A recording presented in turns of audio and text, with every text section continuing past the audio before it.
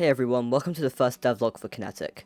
Before I get into updates, here's a quick overview of what Kynetic actually is. This is a self-hostable whiteboard video renderer. The idea is that a front-end editor built with Next.js and deployed via an AWS CloudFormation or a SAM template generates a JSON description of the scene, drawables, animations, timing, and the back-end renderer, built with Python and Docker, turns that into an MP4. It's designed to run in a Docker container, support bring your own compute, and stay deterministic rather than timeline scrubbing like a traditional video editor. This video is mainly about two things: a pull request I made to the HandAnim engine, and current progress on the renderer itself, specifically the JSON schema. The biggest thing I worked on recently was contributing a new drawable to a library called HandAnim. The drawable I made was called VectorSVG. HandAnim is great for that hand-drawn whiteboard style, but it was designed around fairly simple primitives: text, lines, polygons, and maths. For Kynetic, I needed a way to render complex SVGs, things with full color fills, proper paths, transforms, and shapes.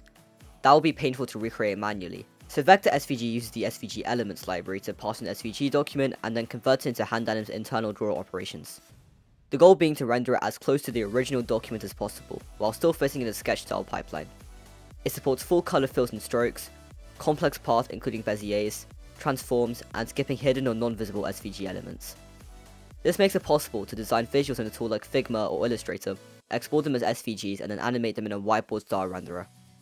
In the same PR, I also added a small but important animation: TranslateToPersist.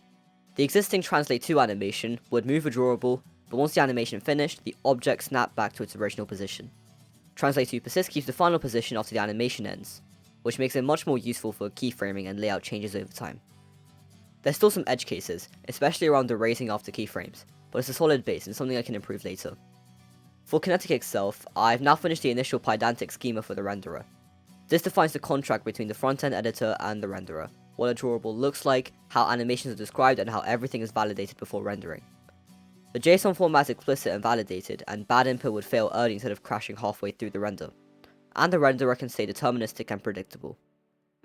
Right now the focus is correctness and stability rather than feature completeness.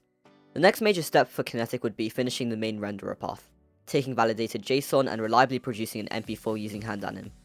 Once that's solid, it will be containerized, and then everything else becomes iterative improvements. That's it for the devlog. If you're interested in whiteboard style animation, SVG based workflows, or bring your own cloud rendering pipelines, more updates are coming soon. Like and subscribe to the video for more.